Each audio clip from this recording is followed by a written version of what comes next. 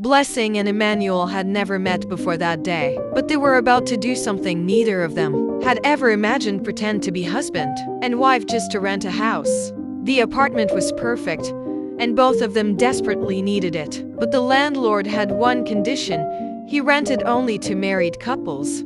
Once they got inside, they made one thing clear: they were not really a couple. Blessing would have her space, Emmanuel would have his, and neither of them would interfere with the other's life. But outside the apartment, they had to keep up the lie. Whenever the landlord appeared, the two strangers suddenly became the happiest married couple in the building. Then one night, Emmanuel fell seriously ill. Blessing could have ignored him. After all, they were only pretending to be married. But she didn't. She stayed up to check his temperature, brought him medicine, and made sure he ate.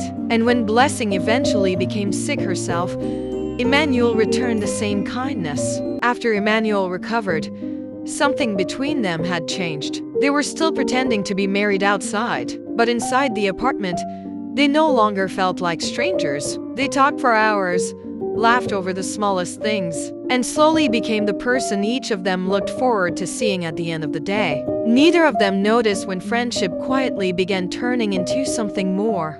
One night, they finally talked about what had been happening between them. What started as a fake marriage had slowly become something neither of them expected. They had cared for each other, supported each other, and somewhere along the way, they had fallen in love. For the first time, they didn't have to pretend. The two strangers who once pretended to be husband and wife had finally become husband and wife for real. They had entered that house looking for a place to live, but they left it with something neither of them had planned for. They found a home in each other,